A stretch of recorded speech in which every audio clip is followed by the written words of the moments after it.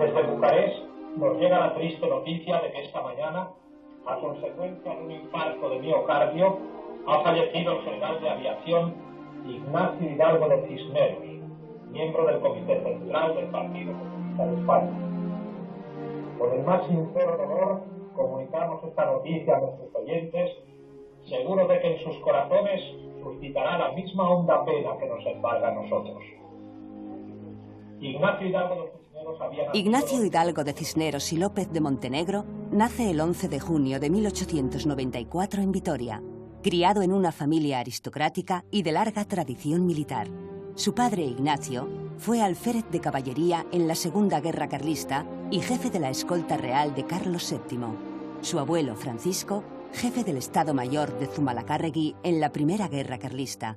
Y entre sus antepasados figura Baltasar Hidalgo de Cisneros, último virrey de España en Argentina. Sus padres, Ignacio y María, casados en segundas nupcias, aportan 6 hijos al matrimonio. Ignacio es el único que tienen en común.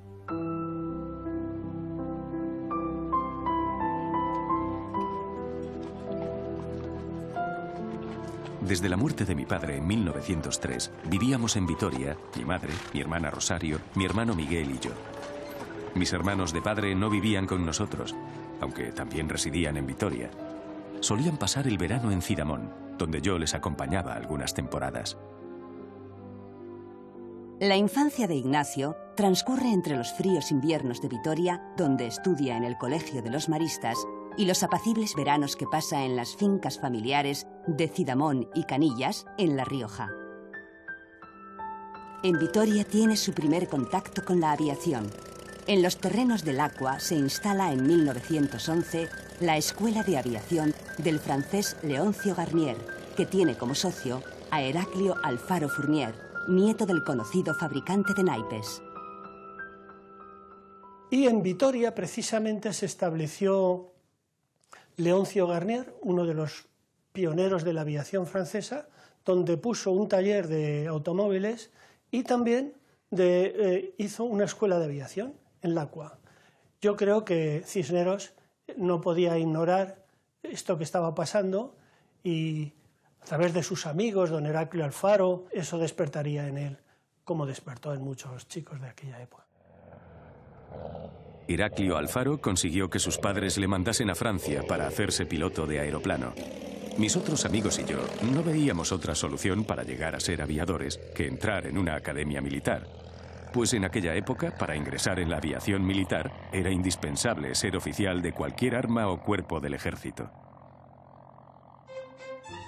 Con 14 años, Ignacio deja el Colegio de los Maristas y recorre diferentes academias en Vitoria, Toledo y Madrid, hasta ingresar en la Academia de Intendencia Militar de Ávila. Pasará más de una década hasta que consiga ingresar en la Escuela de Pilotos de Cuatro Vientos. Mientras tanto, su vida como militar transcurre en Andalucía y el norte de África. En Sevilla, Córdoba, Utrera y Cádiz vive una etapa sin grandes preocupaciones. Con la misma facilidad con que consigue el dinero de su madre, lo gasta en fiestas, juego y aventuras amorosas. Se relaciona con señoritos y terratenientes, participa en concursos de hípica y su afición taurina le lleva incluso a la práctica del toreo. Esta vida alegre y disipada le genera numerosas deudas y, en ocasiones, una situación económica desastrosa.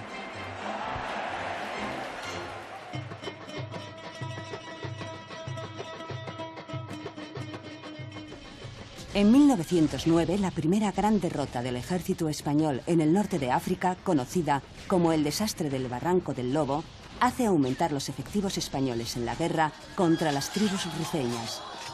3 de los hermanos de Ignacio, Francisco, Miguel y Fermín, participan activamente en la contienda.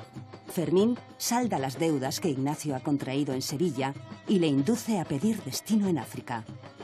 En abril de 1918, Ignacio es destinado a Melilla a una compañía de tropas de intendencia que, mediante recuas de mulos, abastece de munición y provisiones el frente de guerra.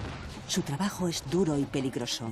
2 meses después, asciende a alférez.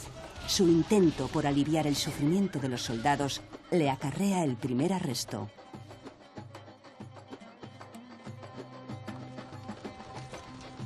El camino de ida lo hacían a pie, cuidando la carga y el mulo, con mucha frecuencia bajo el fuego de francotiradores que hostigaban al convoy. A la vuelta, aunque estaba terminantemente prohibido, yo montaba a mis hombres en los mulos. Les evitaba alguna fatiga y se llegaba antes. Esto me costó el primer arresto de oficial. En la guerra del Rif, los militares de carrera ven la oportunidad de obtener un ascenso rápido en el escalafón. En el norte de África van a coincidir personajes que marcarán la historia de España. Francisco Franco y su hermano Ramón, Millán Astray, Emilio Mola, Primo de Rivera, Queipo de Llano. Con varios de ellos, Ignacio llega a entablar relación incluso de amistad. Asciende a teniente y permanece 2 años en la zona del protectorado español, donde le comunican la muerte en combate de su querido hermano Fermín. El gobierno de Maura llega a movilizar hasta 35.000 soldados, muchos reservistas y procedentes de las clases más bajas, obreros y campesinos. Por fin, en octubre de 1920, Ignacio es admitido en el curso de pilotos en el aeródromo madrileño de Cuatro Vientos. Comienza una nueva etapa de su vida. Su promoción, la 10ª, integrada por pilotos legendarios, coincide con la reorganización de la aviación militar española. Se delimitan 4 zonas aéreas: Madrid, Zaragoza, León y Sevilla, con sus correspondientes bases. Se crean escuelas de formación y se dispone de suficiente dotación económica. La situación personal de Ignacio también es desahogada. Ha heredado una pequeña fortuna de una pariente lejana. Todo me sonreía. Gozaba de una salud estupenda, adoraba mi profesión, tenía simpatías entre mis compañeros, era completamente libre, sin ninguna complicación seria, y disponía de dinero suficiente para poder ser generoso. Los grandes regalos que entraban en casa venían del tío Ignacio, con lo cual a nuestra edad, pues el tío Ignacio en su juventud era una persona muy guapo, muy buena facha, disponía de dinero, era simpaticísimo y era muy generoso. Esos son los primeros recuerdos que yo tengo de él. Esta envidiable época de su vida se ve ensombrecida en poco tiempo con la muerte de otro de sus hermanos, Miguel, a consecuencia de heridas de guerra, y sobre todo con el inesperado fallecimiento de su madre.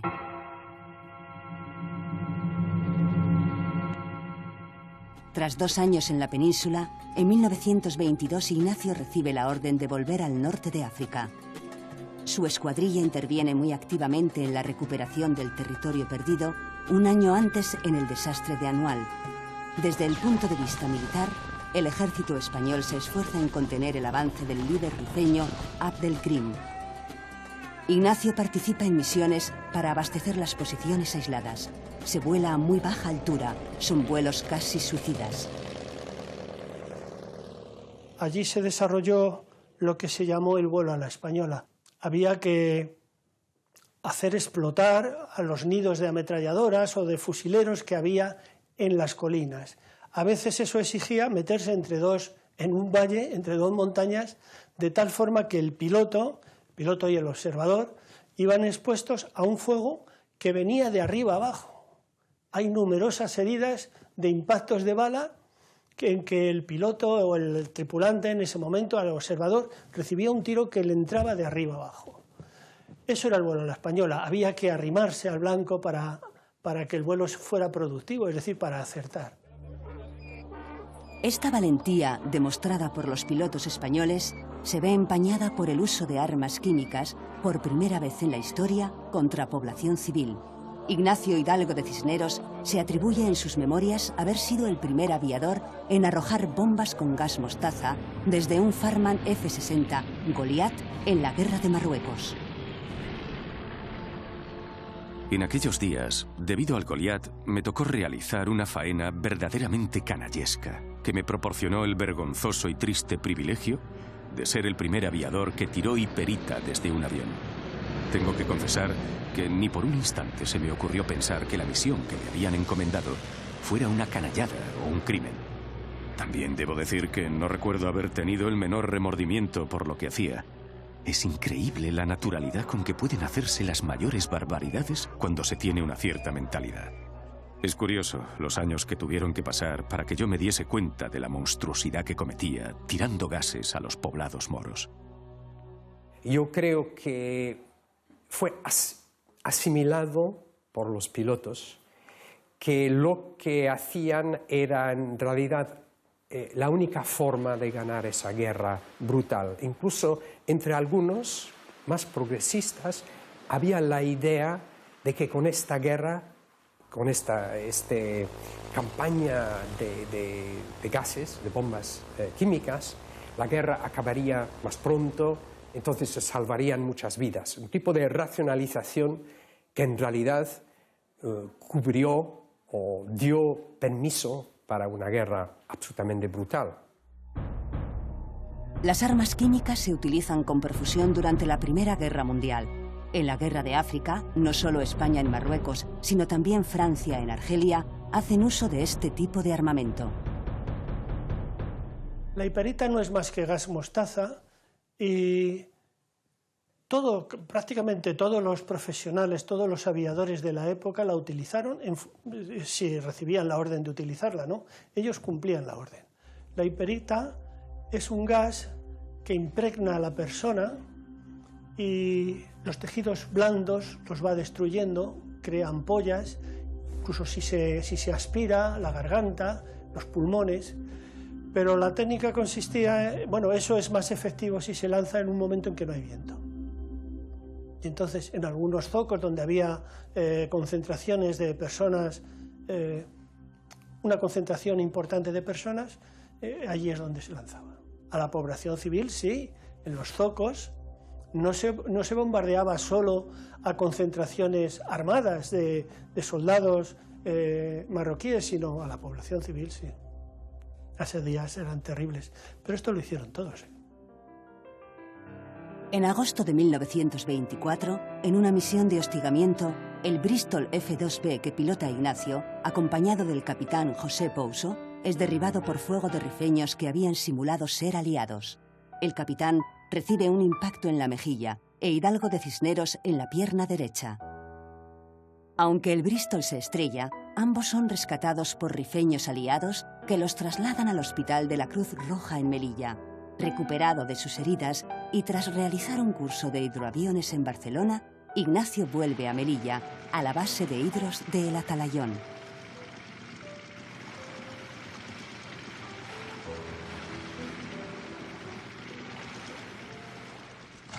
En la península, Alfonso XIII reina un país gobernado por Primo de Rivera.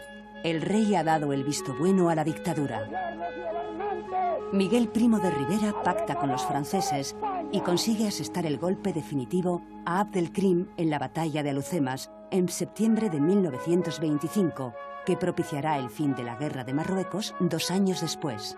En las misiones previas y posteriores al desembarco, Ignacio actúa con intensidad en labores de reconocimiento, bombardeo y rescate de pilotos abatidos. Por méritos de guerra, es ascendido a comandante. Recibí un telegrama del coronel Quindelán, en el que me daba la gratísima noticia de mi ascenso a comandante. Sin falsa modestia, puedo decir que yo no esperaba una recompensa tan grande, pues apenas hacía un año que había ascendido a capitán. En esas condiciones, hacerse comandante suponía un avance de lo menos 12 años, es decir, que pasaba a tener una de las mejores carreras de aviación.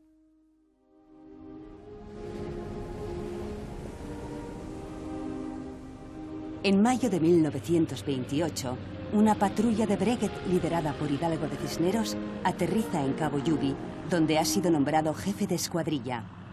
España quiere tener presencia en un extenso territorio de más de 300.000 kilómetros cuadrados, casi deshabitado.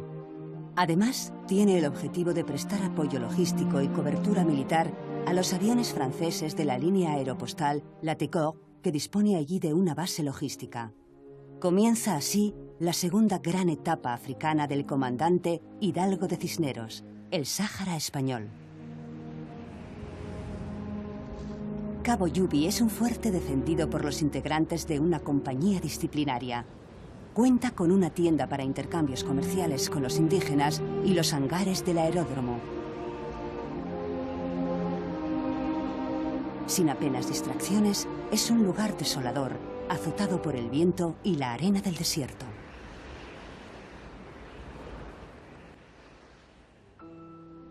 El delegado jefe de la línea postal francesa en Cabo Yubi es Antoine Saint-Exupéry, con quien Ignacio entabla buena amistad.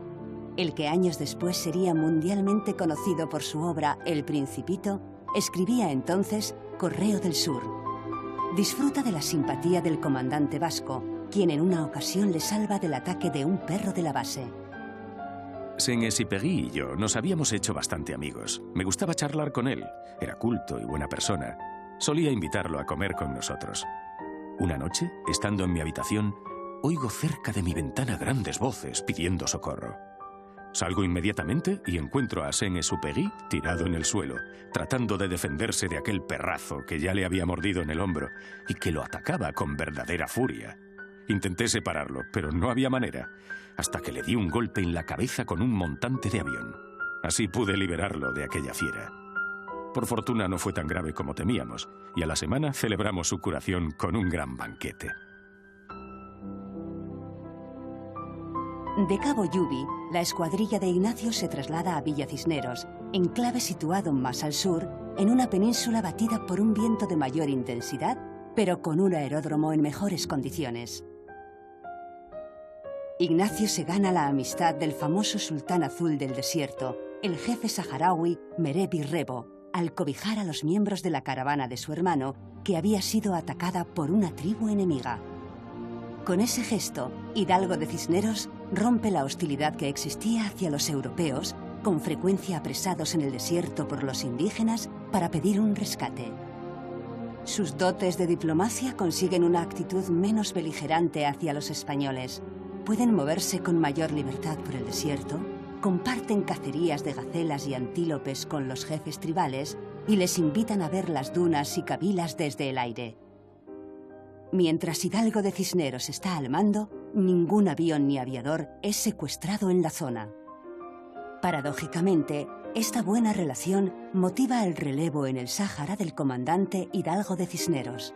Los franceses ven con recelo la amistad surgida entre saharauis y españoles porque puede alterar su estrategia en la zona.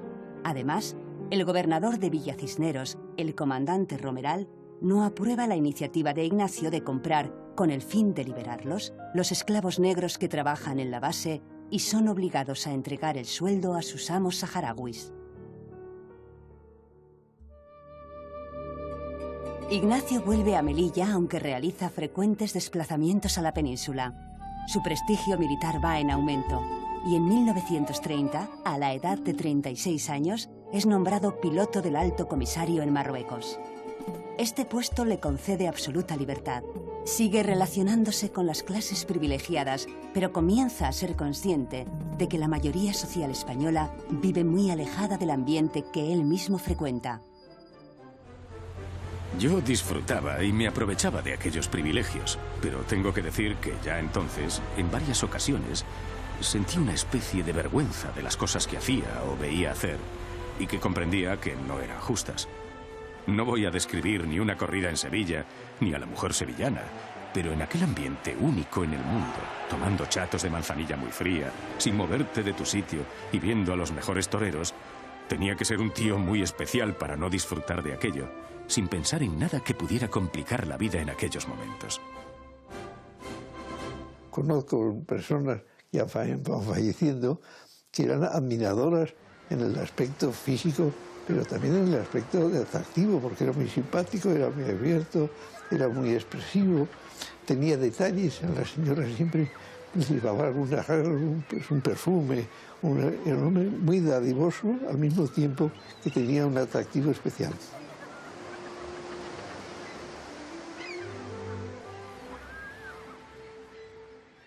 La dictadura de Primo de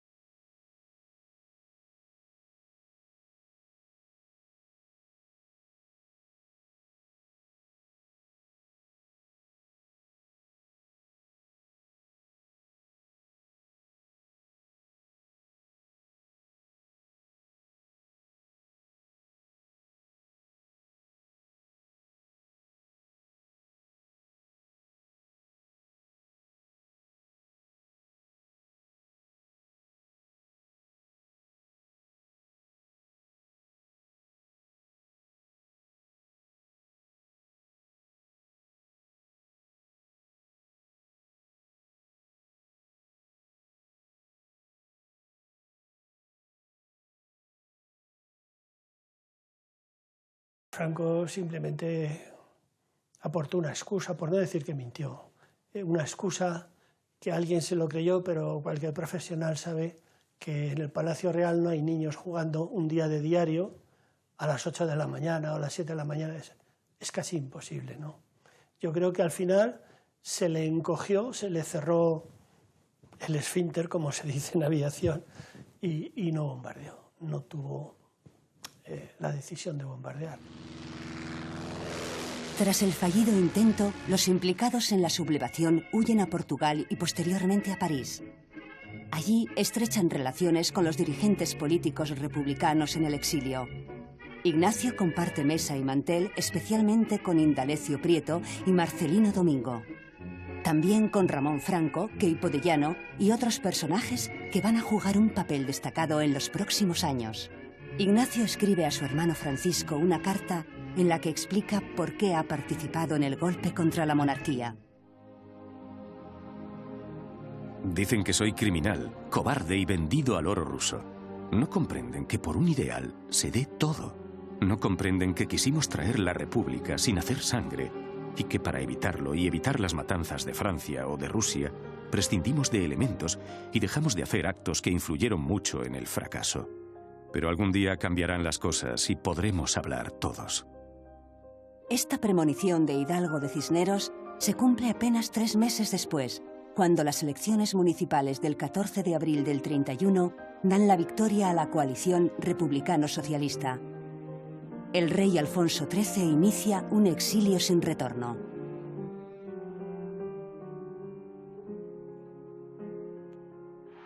Proclamada la Segunda República, Ignacio regresa a España, comienza a alejarse política y socialmente de su familia, reingresa en la aviación y afianza su amistad con el dirigente socialista Indalecio Prieto y otros políticos republicanos. Asiste a tertulias con artistas e intelectuales de izquierdas y republicanos, como Alberti, Teresa León, Neruda y Negrín, y conoce a Federico García Lorca y Miguel de Unamuno, encuentros que poco a poco cambian su manera de entender la vida. En esas circunstancias, conoce a la que será su mujer, Constancia de la Mora y Maura, también de origen aristocrático y nieta del político conservador Antonio Maura. Cuando la conocí, Connie tenía 25 años. Casada a los 20, se había separado de su marido y vivía en Madrid con su hija Luli, de 4 años. Esta parte de su vida no tenía nada de particular. Lo que sí resultaba extraordinario es que Connie, hija de una familia en tan buena posición económica, se ganase su vida trabajando en una tienda propiedad de Zenobia Camprubí, mujer de Juan Ramón Jiménez, y prefiriese vivir modestamente, pero con independencia, a hacerlo en la lujosa casa de sus padres.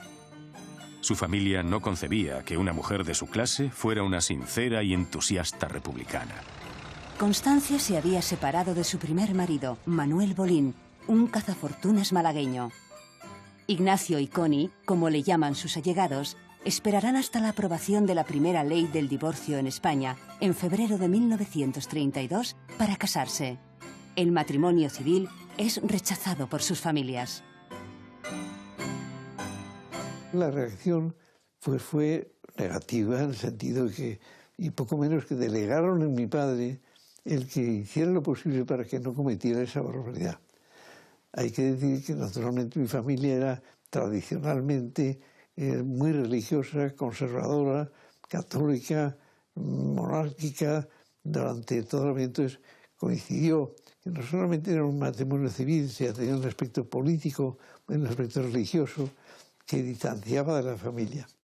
Y la imagen que dan de sí mismos en sus memorias es de una pareja un poco revolucionaria, ¿no? que iban un poco de eso, que se iban al cine a ver El acorazado Potemkin y que era un poco el ambiente en el que se movían. Y esto es antes de la Guerra Civil. O sea que su movilización política, la de Constancia, no llega con la guerra, sino que empieza mucho antes y luego ella responde a las circunstancias a partir de julio del 30.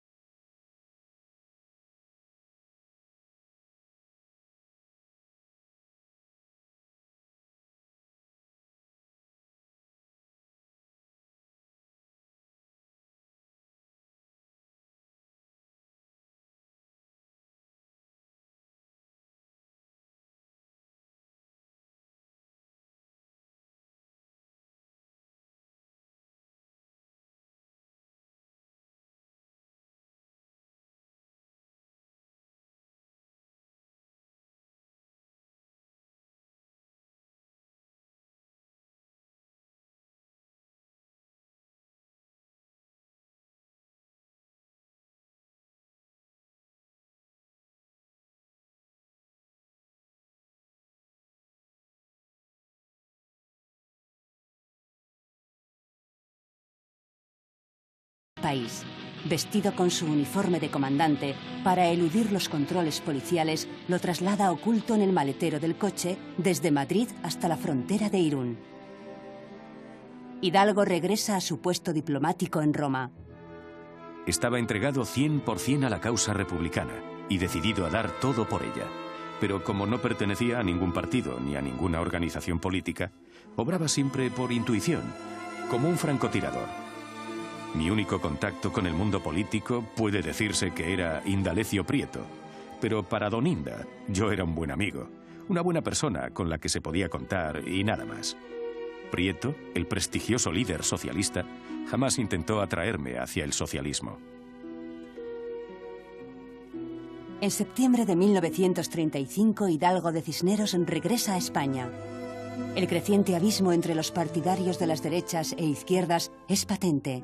Ignacio teme poder ser objeto de un atentado. Según escribe en sus memorias, la primera vez que los comunistas intervinieron en su vida fue a principios de 1936. Estando destinado en la base aérea de Tablada, en Sevilla, supo que un grupo de mecánicos de aviación comunistas le estaba dando protección sin él saberlo.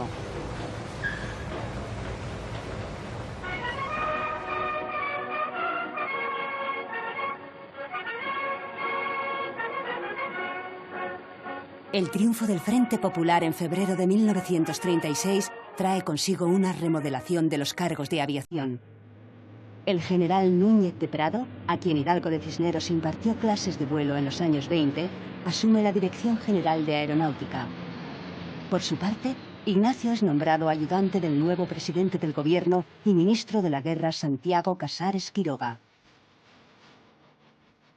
Los nuevos mandos de aviación, al igual que en otras armas del ejército, intentan que el gobierno cese a jefes y oficiales que no son leales a la República. Asesinatos como el del teniente Castillo por parte de elementos de Falange y el del diputado derechista Calvo Sotelo a mano de guardias de asalto son el detonante del golpe militar del 18 de julio de 1936. En esos primeros días, la aviación militar vive en un clima de desconfianza. Jefes y oficiales cualificados han desertado y se han pasado al bando sublevado. Los golpistas consiguen descabezar el alto mando de la aviación republicana al ejecutar, en las primeras horas del golpe, al general Miguel Núñez de Prado, que se había trasladado a Zaragoza para intentar convencer a su amigo y también masón, el general Cabanellas, jefe de esa región militar, para que no se sumara al levantamiento. Felipe Díaz Sandino, en Barcelona, Juan Ortiz Muñoz, en Los Alcázares, e Hidalgo de Cisneros, en Madrid, frenan el desconcierto inicial, aunque cometen el error de pensar que el pronunciamiento va a ser aplastado en muy poco tiempo. Estaba convencido de que haciendo el máximo esfuerzo podíamos aplastar la sublevación en pocos días, o lo más en semanas. Y yo, como jefe, tuve una inmensa responsabilidad en que sufriésemos una cantidad de bajas tremenda, tanto en material como en personal, en que perdiésemos la mejor gente y en que los que no murieron quedaran agotados por aquel esfuerzo insostenible. Ese error de apreciación estaba en parte justificado. Aunque Hidalgo de Cisneros conocía la llegada de aviones italianos y alemanes, no podía imaginar hasta qué punto Hitler y Mussolini colaboraban con Franco desde el primer momento de la guerra. Pero desde el primer momento los alemanes quieren cobrar su ayuda. ¿Y cómo la pueden cobrar? Pero si Franco no tiene un duro, no tiene divisas, pues lo tiene que pagar mínimamente con materias primas. ¿Y cuáles son las materias primas? Bueno, ya en el mes de octubre se identifican. Octubre del 36. Piritas, muy importantes para la industria de guerra.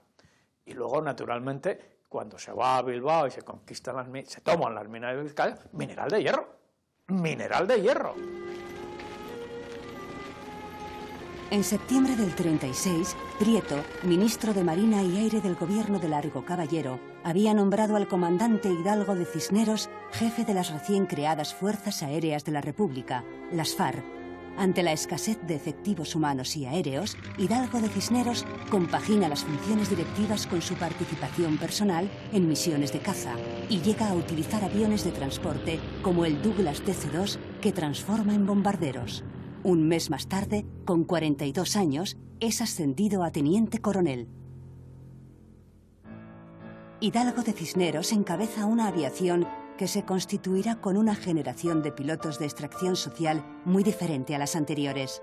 La joven aviación de la República será conocida popularmente como la Gloriosa.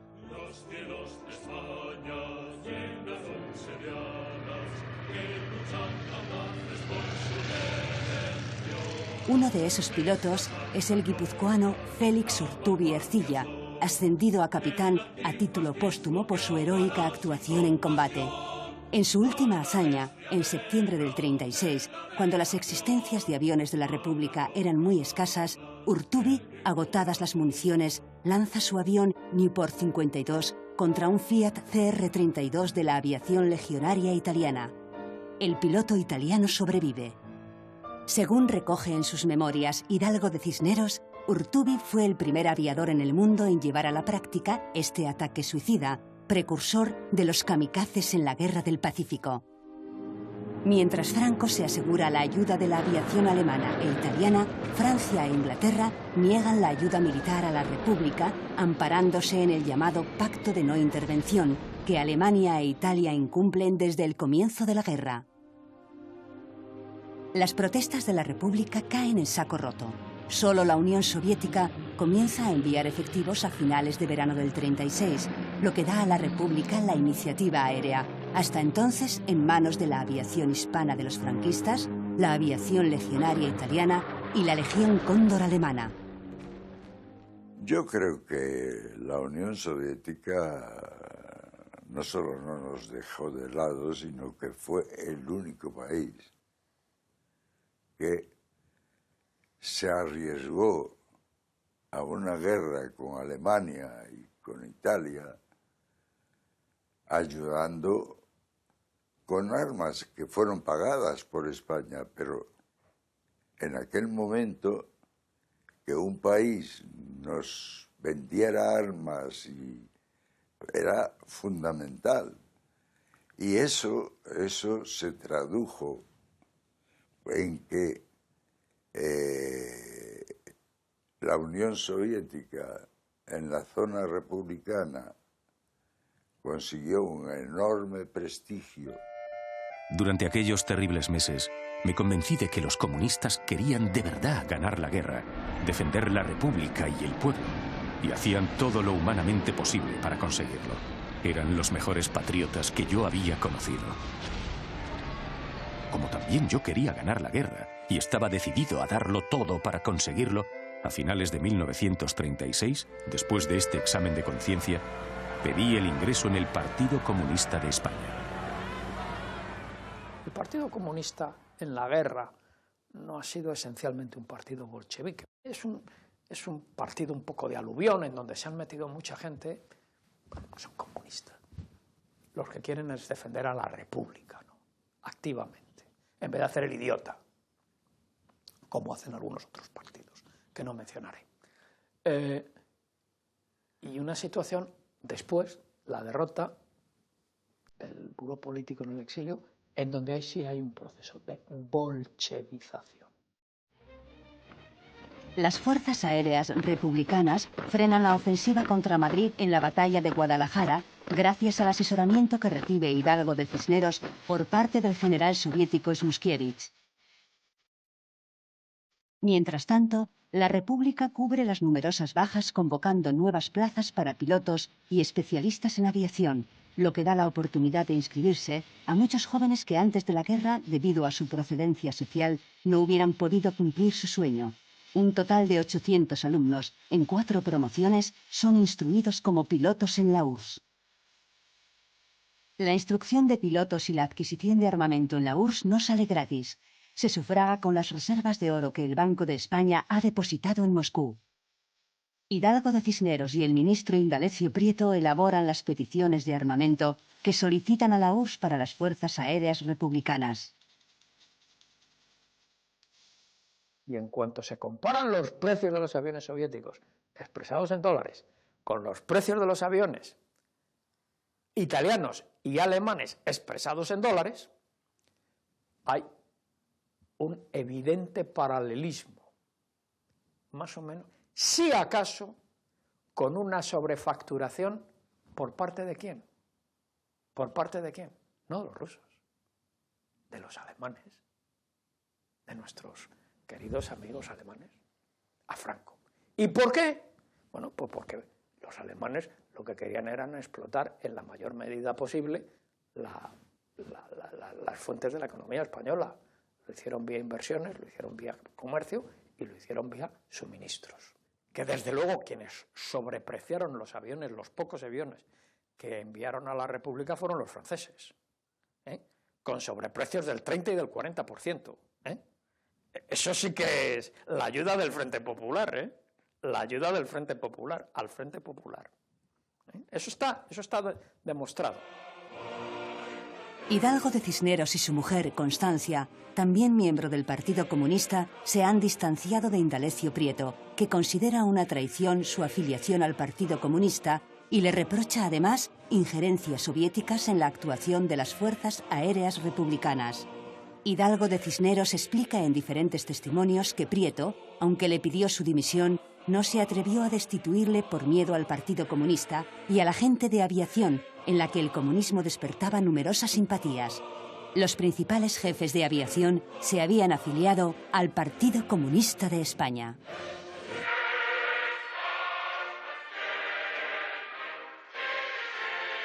Agentes soviéticos del NKVD llegan a España como asesores militares con el doble objetivo de asesorar a la República y terminar con la disidencia comunista.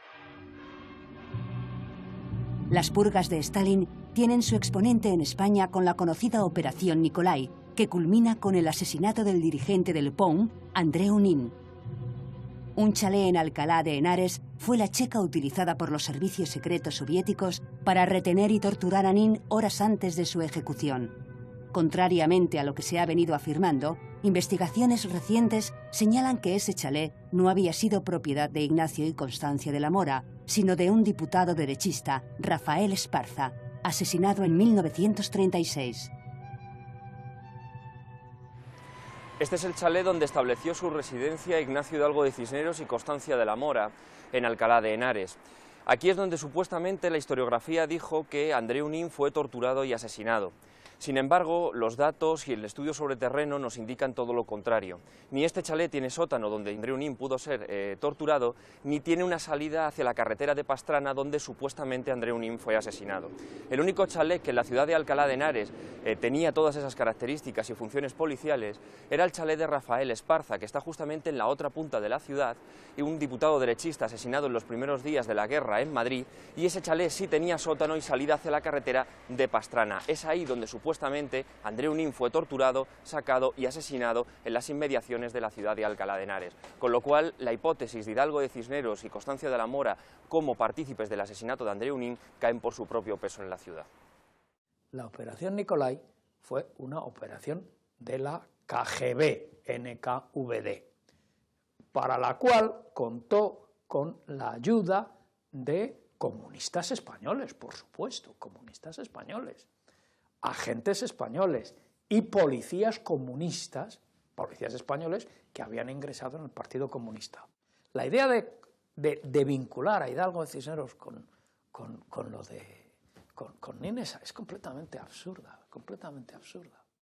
La orden del asesinato de mi abuelo partió de Stalin y lo que quería hacer era, como había hecho con los demás supuestamente contrarrevolucionarios, que confesara, que hiciera una confesión pública y aquello soltarlo un poquito y luego cargárselo. A mi abuelo se le acusó de estar en connivencia con los fascistas, con Franco. Es una gran mentira y que iba totalmente en contra de la ideología que esta gente tenía y que mi abuelo tenía y que la gente del partido tenía. Eso es muy grave, eso es estar toda la vida acusado de traidor y que quien ha montado esto nunca ha querido rectificar. 75 años después no han querido rectificar y eso me parece muy grave.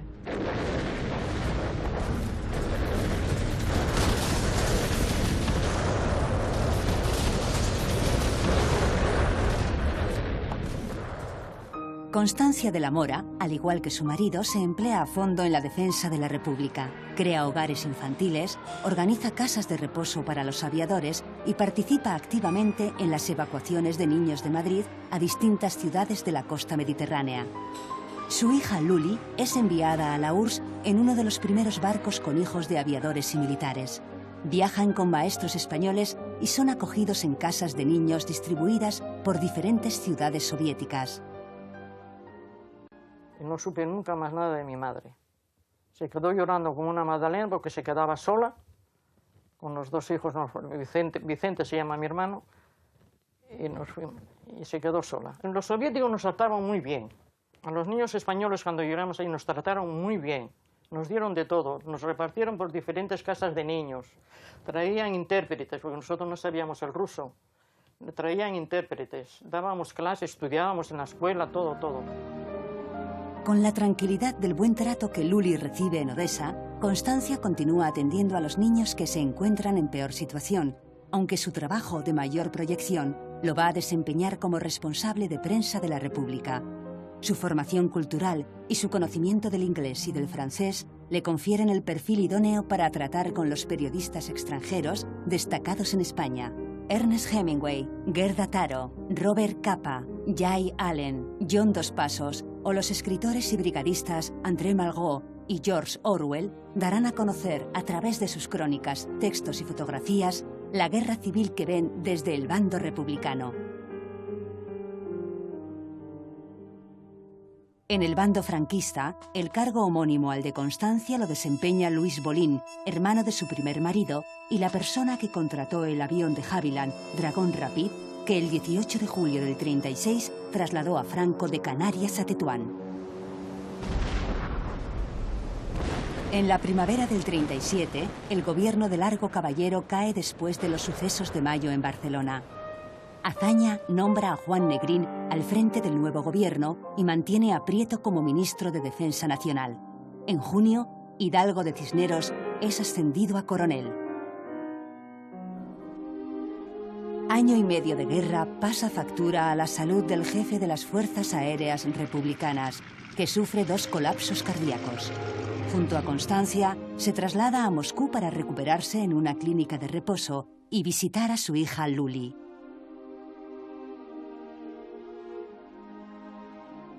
Durante su viaje a la Unión Soviética en 1938 fueron muy bien recibidos, se beneficiaron de un trato muy especial y atenciones propias de la nomenclatura. Realmente el sanatorio de Barbija, tal como decía Vasily Grossman en su monumental novela Vida y Destino, era reservado a los fieles, que también tenían otras facilidades completamente inalcanzables para el ciudadano corriente. Con lo cual ellos vieron la faceta propagandística de la Unión Soviética, la que se dibujaba en la prensa o en las revistas de la época, como un polo de referencia, un imán que atraía más allá de las fronteras soviéticas. Me reponía a ojos vista. A los 10 días de tratamiento ya hacía esquí y patinaba en la pista de hielo. Me sentía por momentos mucho mejor. Pero las noticias de España eran malas.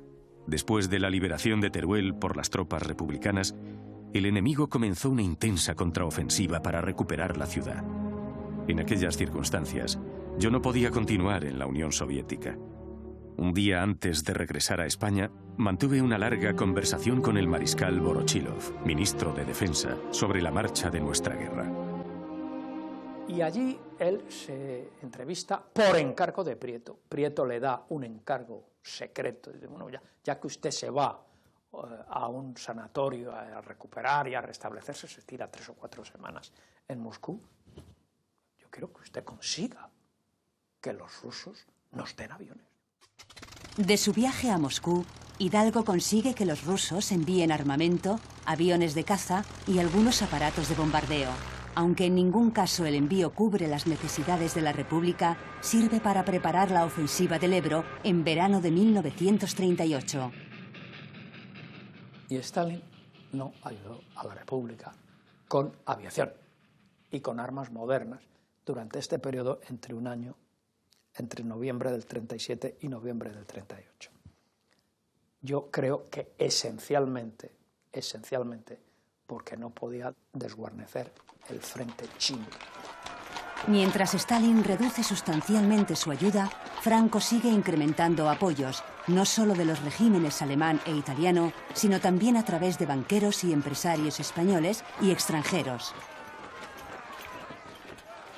Los rebeldes no tuvieron nunca problema de créditos que fuera para pagar a sus soldados, para comprar maquinaria, para comprar combustible.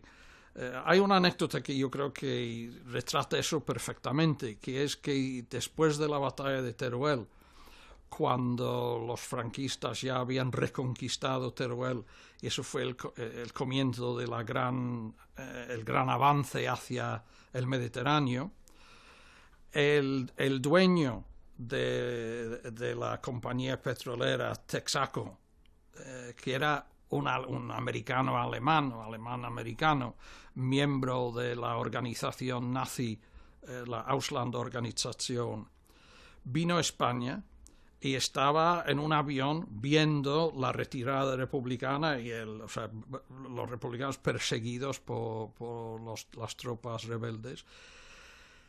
Y claro, una de las ventajas que tenía Franco es que tenía una flota, digamos, de 12.000 camiones provistos por la compañía Ford, porque el director de Ford Europa era el primo de Alfonso XIII, Alfonso de Orleans-Borbón.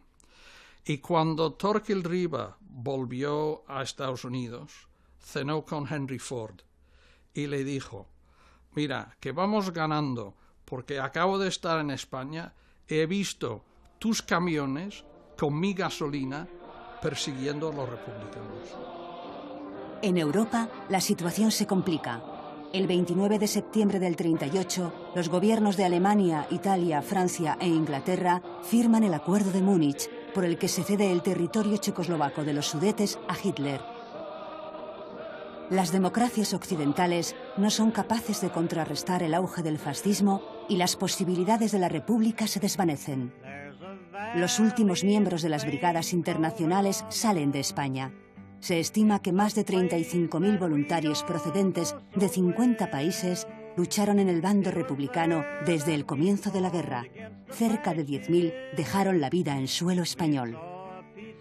Cuando estalló la guerra en España, se fue voluntario a España con los pilotos soviéticos. Trabajó de intérprete en el campo de aviación de Sabadell. Y allí trabajaba mi madre, de telefonista. Se conocieron y al poco tiempo se casaron. En el 38, cuando fueron disueltas las brigadas internacionales, mi padre volvió a Moscú. Mi madre se quedó, claro, en España porque en aquel entonces era imposible venir los dos juntos. En el 38, a finales del 38, mi madre tuvo su primer hijo, pero como terminó la guerra y tuvieron que traspasar los Pirineos a pie, el niño enfermó y murió. Mi padre no llegó a verlo. Y en el 39, a principios del 39, mi madre vino en aquel entonces a Leningrado en uno de los últimos barcos que salían de Francia para la Unión Soviética. En el 40 nací yo, en el 41 nació mi hermana y estalló la Segunda Guerra Mundial y mi padre, aunque tenía permiso de quedarse en el trabajo, se fue voluntario al frente y en marzo del 42 pereció. Hidalgo de Cisneros no puede hacer frente a la superioridad de la aviación enemiga que bombardea ciudades como Barcelona, ocasionando miles de víctimas. En el Ebro, el Ejército Popular Republicano, del que forma parte el regimiento de Lister, tampoco dispone del suficiente apoyo aéreo. El presidente Negrín en un intento desesperado por obtener ayuda soviética, en diciembre de 1938 envía de nuevo a Hidalgo de Cisneros a Moscú. Viaja con mensajes personales de Negrín para Kalinin, presidente del Consejo de Ministros, Vorochilov, comisario de defensa, y el propio Stalin. Además de una enorme petición de aviones y material de guerra, en su carta a Stalin, Negrín preconiza el inicio de la Segunda Guerra Mundial. El papel de Hidalgo es el papel del mensajero de Negrín, que lleva unas cartas importantes, las tres son muy importantes y diferentes una de otra, y como jefe de las FARC es el que puede presentar una imagen realista de cómo está la situación en España, como ya había hecho en el mes de enero o febrero del 38, ¿no? De entrada la carta de Negrín, que es muy interesante, le dice, mire usted, habrá una guerra dentro de un año, en el verano del 39 habrá una guerra, porque no puedo concebir que ni Francia ni Inglaterra, a pesar de lo despreciables que son sus gobiernos, puedan resistir impasibles las arremetidas nazis. En algún momento tendrán que decir no. Y efectivamente, Negrín anticipa lo que va a ocurrir unos meses más tarde.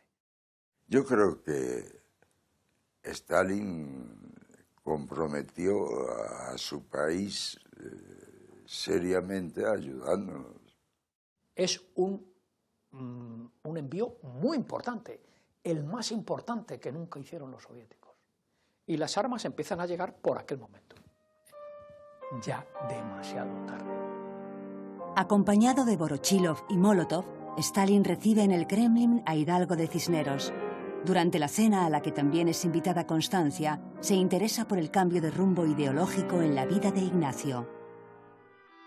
Fue el acontecimiento que más me ha impresionado en mi vida.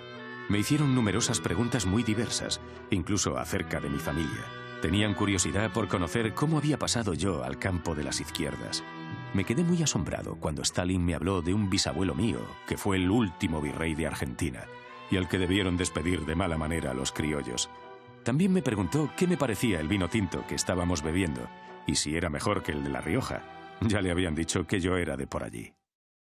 Yo bien sé que no era por mi persona ni por llamarme Hidalgo de Cisneros el recibimiento que me hacían, sino porque en aquellos momentos yo representaba a la España que luchaba con heroísmo y los camaradas soviéticos mostraban en mí la simpatía y el cariño por nuestra causa.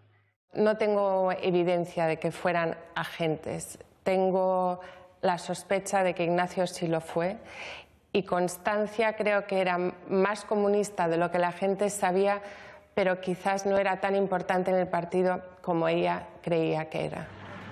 La caída de Cataluña y la retirada del ejército republicano a Francia no desmoraliza al jefe de las fuerzas aéreas republicanas, que ha unido su suerte a la del presidente Negrín e intenta reorganizar la maltrecha situación en que se encuentra la aviación republicana. Sin embargo, tras la traición militar del general Casado, que se pronuncia contra Negrín e intenta pactar con los franquistas, Ignacio Hidalgo de Cisneros abandona definitivamente España el 6 de marzo de 1939 en un Douglas DC-2 que sale de Alicante y aterrizará en Toulouse. Ese mito del franquismo de que la República solo contó con militares amateurs como Lister y tal, eso hoy en día está comprobado que no fue así. Hubo muchos militares, como es el caso de Hidalgo, que se quedaron fieles a la República. Lo que pasa es que lo pagaron muy caro. Un mes antes de acabar la guerra, Constancia de la Mora ha sido enviada a Nueva York en misión diplomática, en un último esfuerzo por convencer a Estados Unidos de que envíe alimentos y, sobre todo, levante el embargo y envíe armas a la República. Cautivo y desarmado el Ejército Rojo, han alcanzado las tropas nacionales sus últimos objetivos militares. La guerra ha terminado. Aunque la guerra ha finalizado, Constancia continúa en Nueva York recabando apoyos para la causa de la República y los exiliados españoles. Sus contactos con periodistas americanos que habían cubierto la guerra en España le abren puertas, incluida la de la Casa Blanca. su libro de memorias Doble Esplendor, escrito en el verano de 1939, es un auténtico bestseller y atrae las simpatías de numerosos norteamericanos y su interés por la situación de España. La primera dama, Eleanor Roosevelt, siempre tuvo mucha simpatía por la República y criticó mucho la política de su marido hacia la República, y entonces ella y Constancia hicieron buenas migas desde el principio. Se conocieron a través de Hemingway y su mujer Martha Gellhorn, que consiguen que Eleanor Roosevelt lea el libro, Las Memorias de Constancia, y que la reciba en la Casa Blanca, y ya se empieza a crear una buena relación. Connie recorre la geografía americana ofreciendo conferencias y consiguiendo fondos para los comités de ayuda a los exiliados republicanos, cuya penosa situación en campos de concentración franceses no se cansa de denunciar.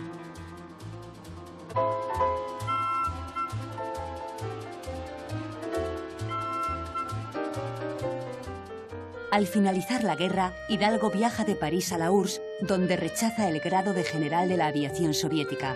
A finales de 1939 se reencuentra con Constancia en México, país que también había ayudado con armas a España y que acoge a la mayor parte de los exiliados republicanos, entre ellos buen número de aviadores.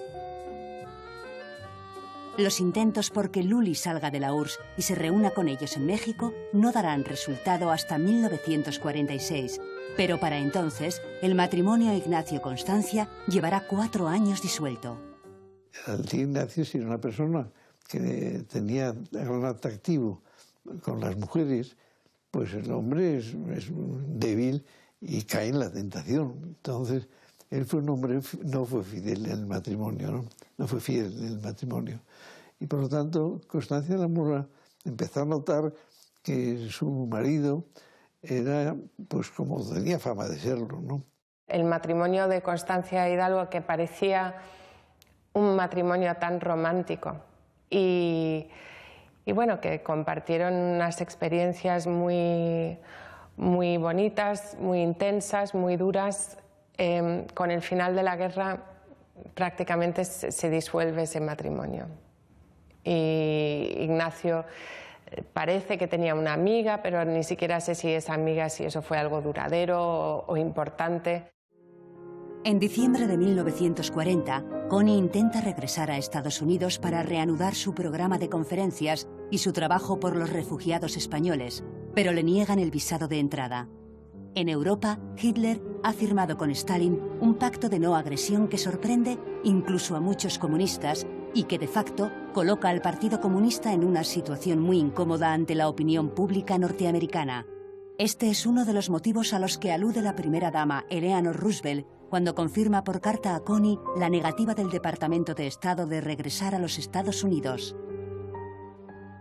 No sé si es tanto que Eleanor Roosevelt descubre que Constancia o es comunista o que tiene simpatías hacia los comunistas, pero como se llega a saber, ella ya públicamente no puede ser su amiga. No puede defenderla, no puede apoyarla. Ignacio vive en México hasta 1948, aunque trabaja como delegado comercial para las bodegas Domecq y sigue manteniendo estrecha relación con destacados iconos del comunismo, como Pablo Neruda. Para el que fuera jefe de las Fuerzas Aéreas Republicanas, son años difíciles. En fin, es una época y una situación muy triste, algo folclórica también, ¿verdad? Ahora nos suena, pues eso, Pablo Neruda e Ignacio Hidalgo de Cisneros representando a la casa Domecq en México, un hombre que era piloto de vocación sin poder volar y sin poder, ya se quedó sin país, sin aviones, sin todo, o sea que estaba en México y con todo el vino a su disposición. Hombre, no se hundió en esa situación, luego se fue de México, rehizo su vida, ¿no? Como pudo, o sea que no se hundió, pero sí, creo que fue una época, no sé si tanto de frivolidad como de querer evadir una realidad durísima. Constancia se adapta a su nueva situación. Vive gracias al éxito editorial de sus memorias y planifica un nuevo libro sobre México con fotografías de Tina Modotti, activista italiana que había conocido durante la guerra en España. Su aventura literaria no prospera. Tendrán que pasar más de 70 años hasta que Soledad Fox Maura, escritora y profesora en la Universidad de Williams, Estados Unidos, demuestre que Doble Esplendor no fue obra de Constancia de la Mora, sino de la escritora norteamericana Ruth McKenney. Entonces no se sabe hasta 70 y pico años después. O sea, lo saben algunas personas, pero no se establece que Constancia no fue la autora de este libro hasta mucho después. No se sospechó en el momento, todo el mundo se creyó la historia y no se sabía que en realidad el libro lo había escrito Ruth McKenney, que reunía todas las características perfectas para esta labor porque era comunista y era una escritora bestseller. Constancia recibe una aportación que su padre le envía mensualmente desde Madrid y trabaja para el embajador soviético Umansky en la capital azteca. México también es escenario de la eliminación de disidentes y de la política de purgas puesta en marcha por Stalin. Trotsky es asesinado a manos del comunista español Ramón Mercader por orden de Stalin en agosto de 1940. Las luchas internas entre el comunismo y su disidencia se suceden en diversas partes del mundo. Todas estas personas mueren de forma inesperada y misteriosa. Umansky y todo el equipo de la embajada en un vuelo en el que tendría que haber estado Constancia, pero al último momento no fue. Se estrella el avión, que era un avión muy bueno, que había sido un avión del presidente Cárdenas. Todos mueren inmediatamente en este accidente de avión. Tina Modotti sale de una fiesta y coge un taxi para irse a casa y muere en el taxi, cuando en la fiesta parece que se encontraba fenomenal. O sea que el ambiente que rodea a Constancia, el ambiente soviético comunista, es un ambiente terrorífico en esos momentos. Y creo que ella, o sea, que no estaba a gusto, ¿no? Que eran unas circunstancias muy difíciles y que tuvo miedo.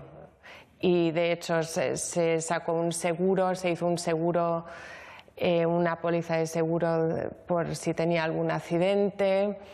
Y efectivamente también tuvo un accidente de coche y murió en vísperas de su cumpleaños.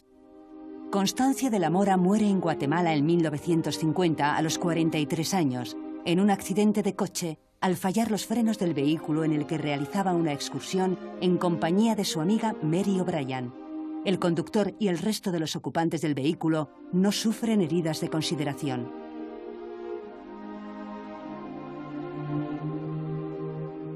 Ignacio recibe la noticia a través de su hija Luli estando en Varsovia, donde ha trasladado su residencia.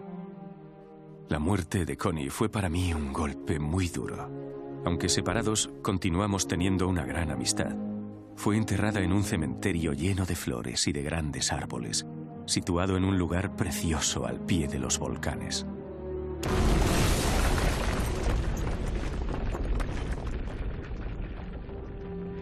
Ignacio ha evitado la guerra en Europa y tiene la nacionalidad mexicana, que le proporciona libertad de movimiento. No ocurre lo mismo con los españoles, que al finalizar la guerra civil se encuentran en la Unión Soviética y que en pocos meses se van a ver sorprendidos con el inicio de la Segunda Guerra Mundial. 3.000 niños de la guerra, 130 maestros, 850 exiliados políticos que llegan a la URSS en 1939, 285 marinos y 200 pilotos de la última promoción. El gobierno soviético dio su visto bueno a la partida de 78 españoles, pilotos, marinos y maestros de los niños de la guerra que querían volver a España. ¿Qué ocurrió? Desde Madrid no hubo respuesta. Se negaron a una repatriación en masa, mientras el territorio europeo lo permitía, porque estábamos ya en plena guerra mundial. Y así los pilla la invasión del territorio soviético por las tropas nazis en junio de 1941, con el agravante de que los pilotos habían visitado al amigo que se había convertido en enemigo, la embajada del Tercer Reich. ¿Qué pasa?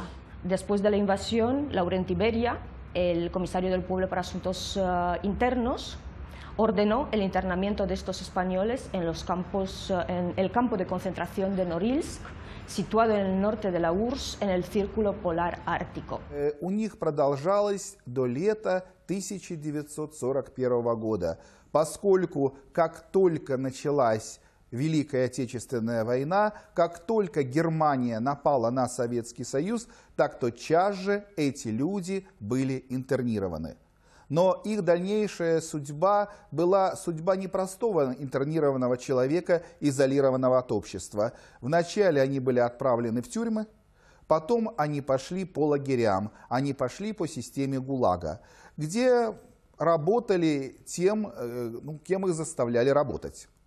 Sé que hubo problemas con algunos de los aviadores que querían regresar a España recién terminada la guerra,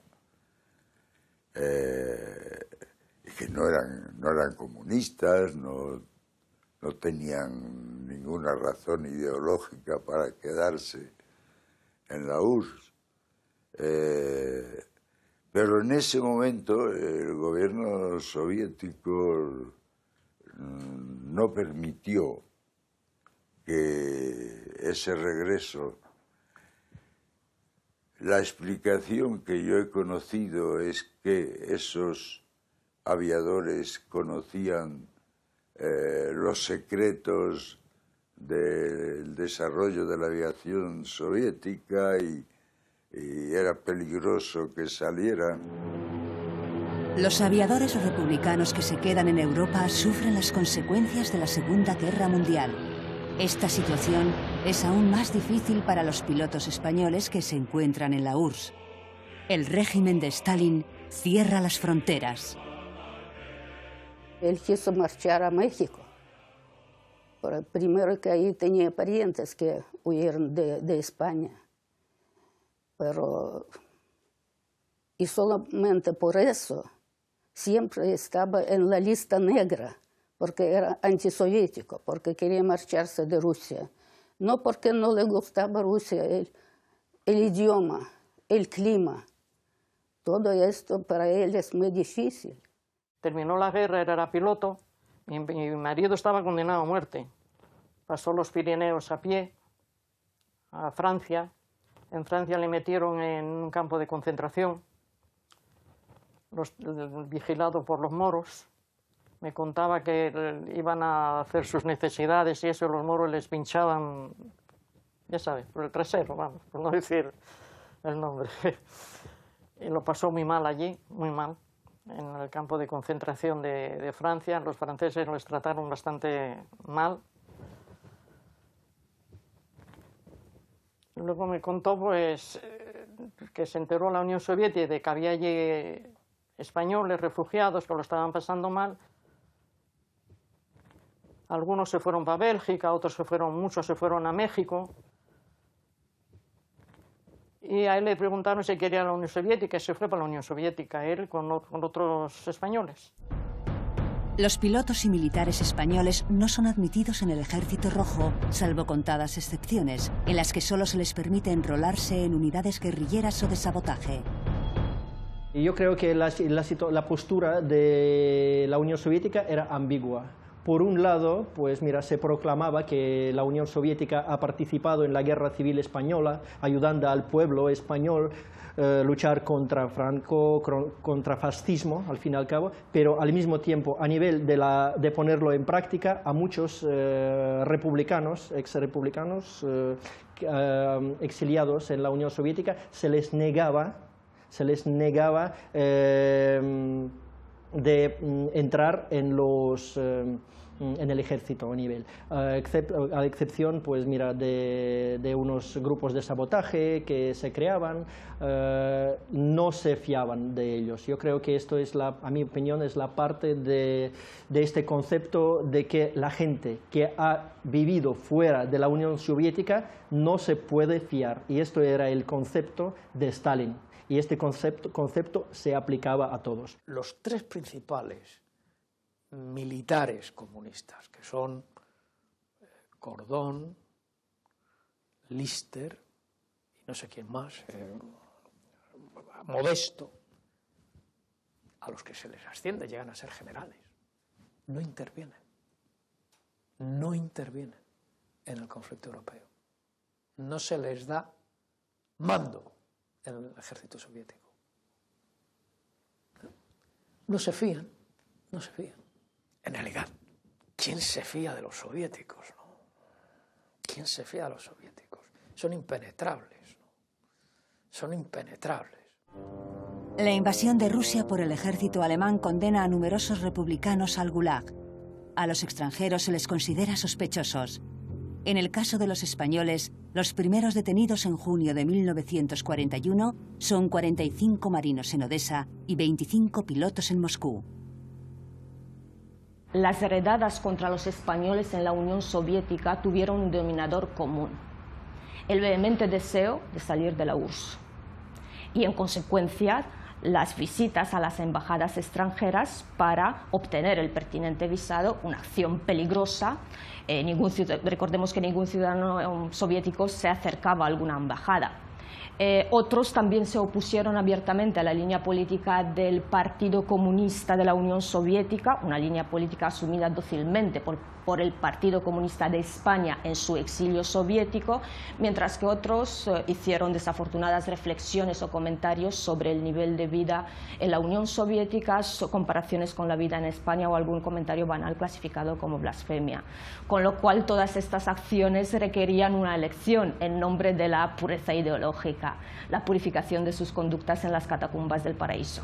Это как какая-то подколодная змея, это так очень хитро, коварно, как какая-то зараза, которая проникает в подсознание, и получается, что люди, которые пообщались с троцкистами, анархистами, которые, в общем-то, были в рядах республиканцев, но они принесли в Советский Союз заразу, страшную чуму, страшную холеру. Быть может, они сами еще этой заразы не замечают. Быть может, эта зараза только может проявиться. Но для того, чтобы не распустить вот эту страшную болезнь, в лучшем случае их нужно изолировать. А еще лучше, их нужно вообще уничтожить.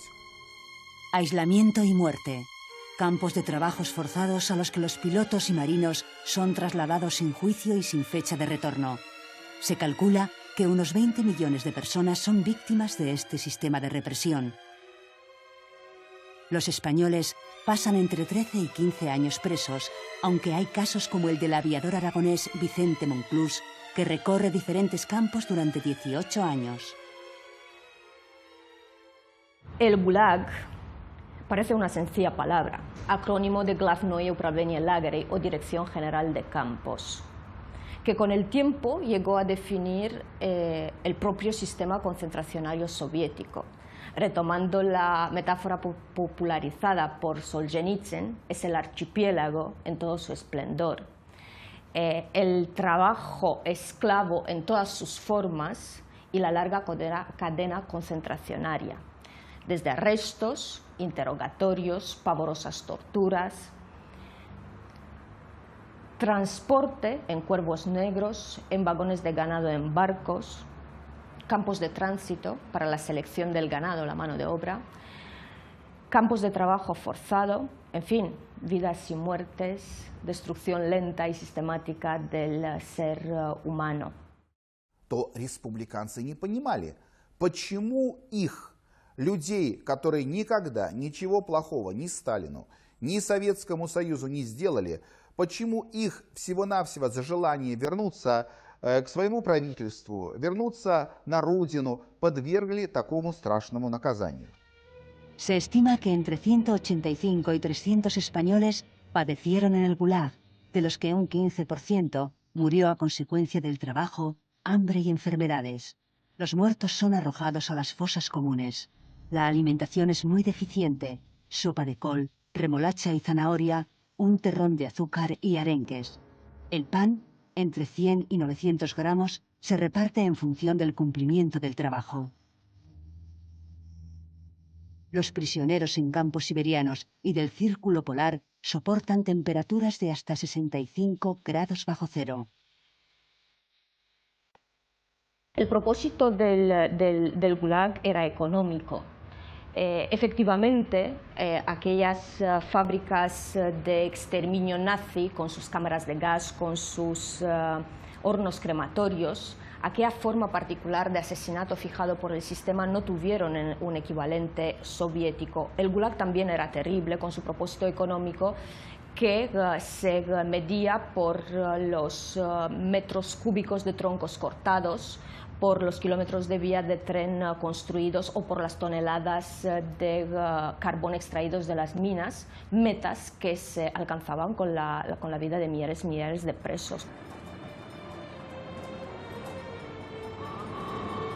En España, las autoridades franquistas se desentienden de la suerte que puedan correr los marinos, pilotos y niños de la guerra en la Unión Soviética.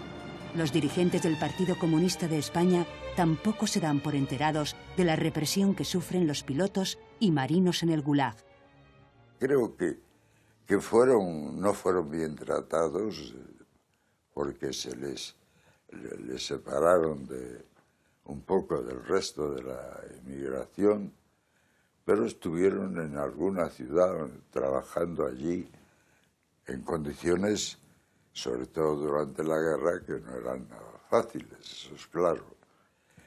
Pero de aviadores que estuvieran en los gulags, yo no he tenido noticias.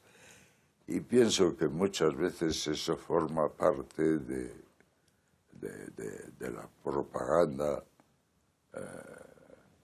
que durante la Guerra Fría hubo por parte de Occidente contra los soviéticos. En 1941, pilotos y marinos procedentes de campos de Siberia y del Círculo Polar son concentrados en Karagandá, en Kazajistán, donde permanecerán 5 años. 9 pierden la vida. Historiadores como Secundino Serrano y Luis Sayordaque mantienen que la dirección del Partido Comunista de España no pudo ser ajena a la situación de estos republicanos en la URSS. Dolores Ibarruri no hizo nada que yo sepa para salvar a algún republicano del Gulag, de la cárcel o del campo de trabajo forzado, y tampoco hizo algo para mejorar la situación de los que ya estaban detenidos. A mayor abundamiento, desde 1947, en las purgas que se desplegaron en aquel entonces, la actuación de Pasionaria fue relevante.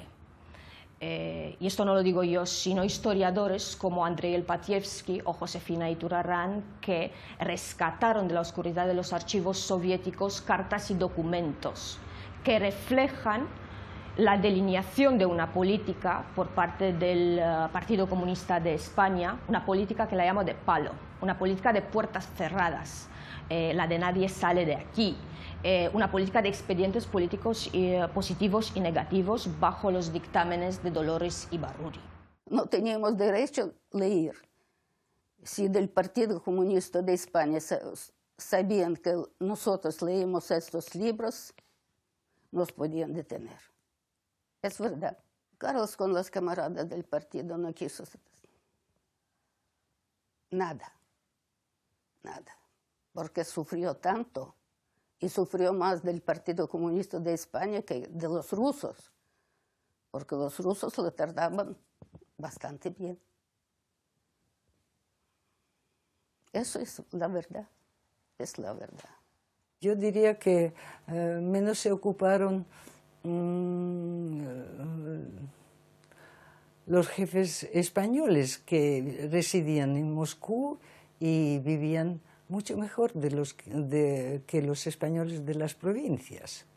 Y en algunas provincias sí, los españoles estaban abandonados, pero los de Moscú vivían pues perfectamente bien. Para mí, que muy pocos se ocuparon de reunir y acercar a los españoles que estaban perdidos por las provincias, y todavía alguno que otro queda por allí.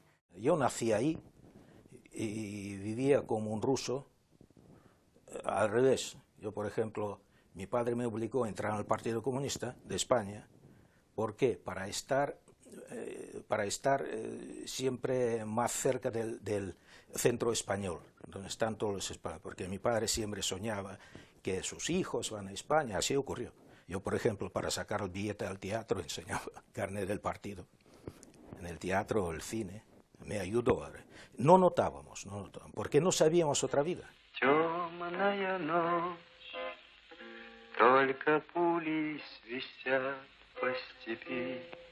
Además de afrontar las dificultades del régimen soviético, los españoles que permanecen en la URSS sufren la crudeza de episodios como el sitio de Leningrado. La actual San Petersburgo había sido el puerto de llegada de los barcos que evacuaban a los niños y exiliados de la Guerra Civil Española. En la Segunda Guerra Mundial, la invasión alemana cambia por completo sus vidas. Cuando íbamos a trabajar, porque seguíamos trabajando, pero ya casi 18 horas trabajábamos, empezó el invierno, entonces el río Neva se hiela, entonces ya no íbamos ni en tranvía ni nada, pasábamos por el río que estaba helado. Me recuerda mucho también, en la orilla del río estaba helada completamente, una mujer muerta con su niño en brazos, muerto también, me figuro que habrá sido de hambre. Recuerdo también de un chico de mi edad también, que estaba muerto de hambre y se resbalaba de la silla hasta que se cayó muerto. Eso también se me quedó grabado mucho en la cabeza. Entre 1941 y 1943, 45.000 españoles se suman al ejército alemán en la invasión de la Unión Soviética. La conocida como División Azul combate en el sector norte del frente, en la región de Nóvgorod y en la zona industrial de Leningrado.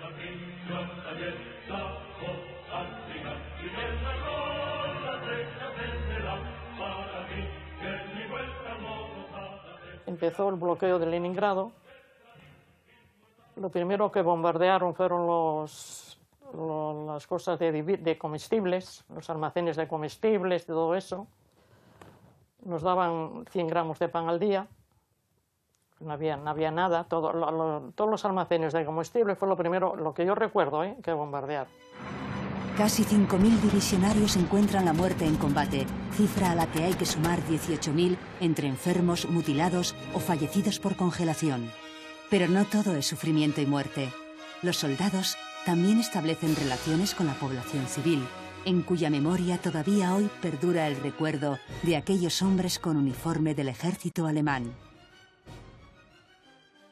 Para nosotros, rusos, españoles, sois muy exóticos. La gente morena, pues vivaracha, cantando, hablando con una voz muy alta, y la gente primero se acuerda de eso, que quedáis, su imagen se queda grabada, y cual sea una relación con un niño de guerra que comparte un piso con una familia soviética en un piso de San Petersburgo, de Leningrado entonces, o que sea, por ejemplo, unos divisionarios que, aunque llevaban la ropa, el vestido de uniforme alemán, pero no parecían nada estos alemanes altos y rubios, que eran unos morenos, vivarachos, que todo el rato que estaban cantando, todo el rato estaban peleándose con los alemanes que estaban por allí, pues muy románticos, yendo detrás de las mujeres, y por eso, pues mira, se llega hasta un sentimiento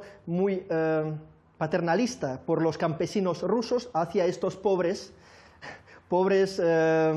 sureños que resultan en medio de nuestras nieves, nuestros fríos. Qué pobres que pasan este frío, ¿no? Y bueno, se creaba, aunque parezca mentira, pero un ambiente muy cordial. En el frente de Leningrado se da la circunstancia de que 2 años después de finalizada la Guerra Civil Española, vuelve a reproducirse el combate entre los dos bandos. Unidades de guerrilla de republicanos españoles combaten contra las unidades franquistas, ahora con uniforme alemán. По сути своей мы видим, что здесь В 1942 году на территории России испанская гражданская война продолжилась. С одной стороны были красные партизаны-республиканцы, с другой стороны были голубые фалангисты, солдаты дивизиона Суль. Потому что если кто-то считал, что в 1939 году война закончилась, здесь был шанс ее продолжить. Причем продолжить с победой, на этот раз для республиканцев. En 1945, el triunfo de los soviéticos y los aliados sobre los alemanes y el descubrimiento del Holocausto y los horrores nazis centran la atención mundial. Mientras, en la Unión Soviética continúan las detenciones y purgas masivas de Stalin. Los prisioneros de guerra son enviados al Gulag, entre ellos 372 divisionarios, de los que 115 morirán en los campos. Su destino se une así al de los presos republicanos. El Gulag pertenece a la historia de la URSS, a la historia europea y a la historia de cada país que tuvo a sus ciudadanos dentro de las alambradas soviéticas, así también a la historia de las dos Españas que volvieron a encontrarse esta vez en tierras lejanas, una con los prisioneros de la División Azul y otra con los internados republicanos. El encuentro tuvo lugar en 1948 en el campo de Odessa y a partir de ahí convivieron juntos. El Gulag no hacía distinción entre extranjeros y soviéticos, entre comunistas y no comunistas. Los que vivían dentro de las alambradas del mismo campo, todos malvivían y sufrían en las mismas condiciones.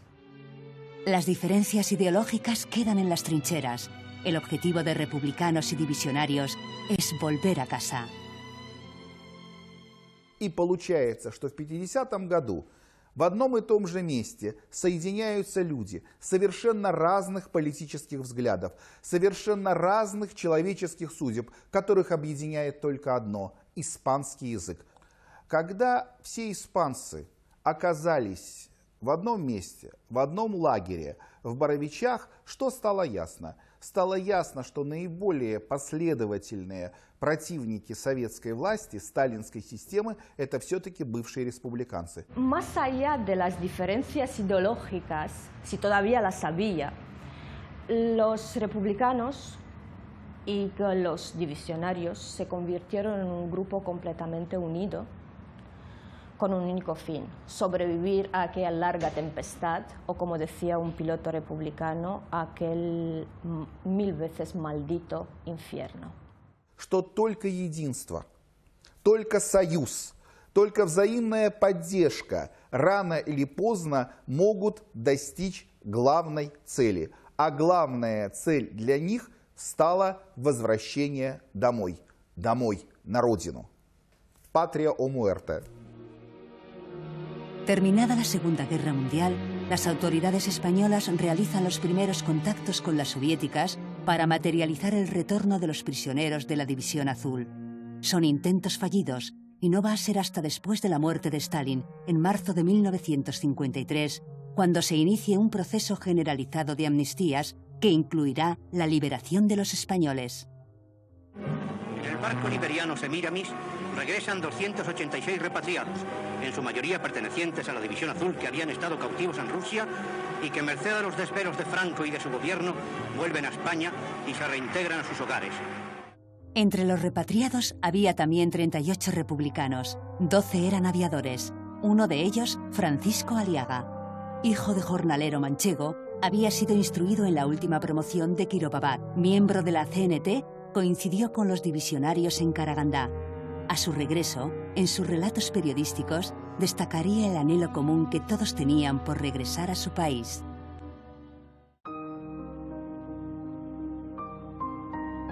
El mismo año en que el Semiramis atraca en Barcelona, Hidalgo de Cisneros asiste en Checoslovaquia al V Congreso del Partido Comunista de España. Durante los últimos 5 años, ha trabajado para el partido en diferentes países, además de en México y Polonia, en Francia, Suiza, Dinamarca, Alemania y Rumanía. Me han llamado Snob, pero soy miembro del Partido Comunista de España desde hace casi 30 años. Y a pesar de los importantes y complicados sucesos que han tenido lugar durante este tiempo, cada día estoy más convencido de que sigo el camino correcto. Así se expresa Ignacio en la correspondencia que mantiene con su hermano Francisco desde 1948, año en el que mantienen un breve encuentro en Hendaya. Francisco, también general, había participado en la guerra civil en las tropas franquistas. Fue director de la Academia General de Zaragoza y gobernador militar de Asturias. Los dos hermanos mantuvieron mutuo afecto y respeto, aunque sus cartas dejan ver también diferencias ideológicas insalvables. Ignacio se instala en Bucarest y participa en las emisiones de Radio España Independiente, Estación Pirenaica, emisora del Partido Comunista de España dirigida por Ramón Mendezona. La Pirenaica emite desde Moscú y posteriormente desde Bucarest. Él quería, mi padre, que mi tío Ignacio viniera a España, aunque fuera a pasar 15 días o un mes, para darse cuenta que estaba equivocado, que las cosas que decía por Radio España Pirenaica no eran verdad. Yo es que en ese aspecto recuerdo que, en efecto, el Le Monde, por ejemplo, un periódico francés muy famoso, pues cuando publicaba noticias de España eran en contra del régimen de Franco. Entonces yo me suscribí al periódico Le Monde durante un año y pude comprobar personalmente que todas las noticias que venían de España eran tendenciosas. Entonces mi padre lo que quería era que viniera a España, que viera la realidad de la situación en la España de Franco y que después, si quería, pues se fuera, ¿no? La Pirenaica la oíamos siempre en Moscú, por la radio, conocíamos la Pirenaica y nos enterábamos de todo lo que pasaba en España. Porque allí publicaban poco en los periódicos de lo que pasaba en España. Y a mi marido le gustaba mucho oír la Pirenaica. Radio España Independiente, Estación Pirenaica. Que hoy en día, con los cohetes atómicos o termonucleares, lanzados desde tierra, desde el mar o desde el aire, Londres y sus alrededores desaparecerán del mapa. Radio España Independiente emite 12 horas diarias. Permanece en las ondas desde julio de 1941 hasta julio de 1977 y durante 22 años es sufragada por el Partido Comunista Rumano. En este periodo, el Partido Comunista Rumano ha habido un gran apoyo material, financiero y político por el Partido Comunista de España. Todos los diarios por el Radio Pirenaica son los del nuestro partido. Muchos representantes del Partido Comunista de España han venido en Rumanía. El Partido Comunista Rumano no ha intervenido en las relaciones del post-Pirenaica. Era soberanía del Ramón Mendezona y de su equipo y del Partido Comunista de España. Yo estuve responsable del Comité Central per la relación con Mendezona. Era un Estado nel Estado. Pirenaica era un Stato indipendente nella Romania, nella radiodifusione romana, independiente, totalmente independiente. Para evitar, o por lo menos retrasar, la pérdida de Cataluña, habían llegado a la conclusión de que la única posibilidad que teníamos era que la Unión Soviética mandase sin perder un momento la cantidad de material necesaria para armar y equipar bien a nuestro ejército. Ignacio Hidalgo de Cisneros relata en Radio Pirenaica sus memorias, recogidas en el libro Cambio de rumbo, que escribe animado por Santiago Carrillo y que publica en Bucarest en 1964.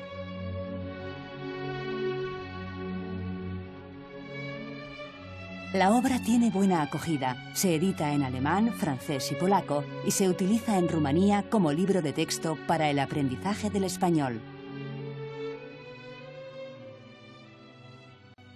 A consecuencia de un infarto de miocardio, ha fallecido el general de aviación Ignacio Hidalgo de Cisneros.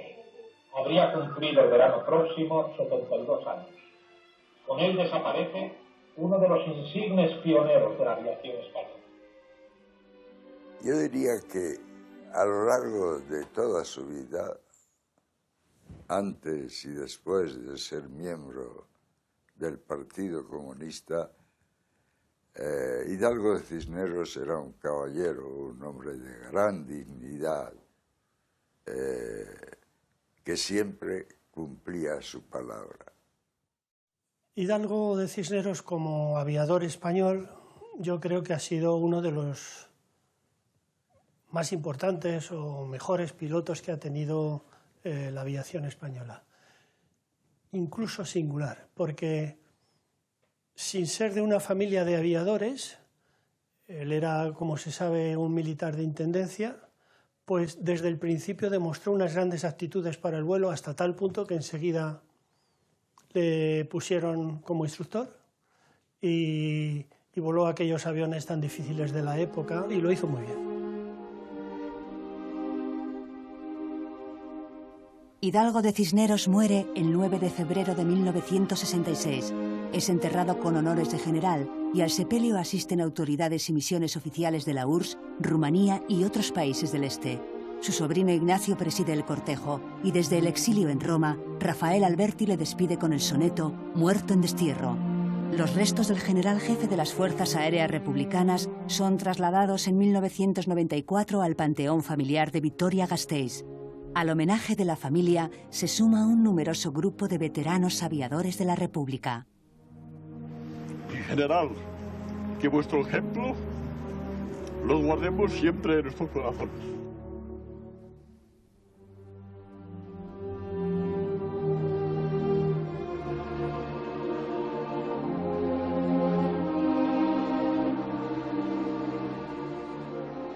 Era todo gracia, era todo valor, todo hombría. Su juventud verdecía donde quiera que estuviera. Dolor que tan lejos muera quien a su pueblo servía, cuando en la sombra se hundía, dándole su primavera.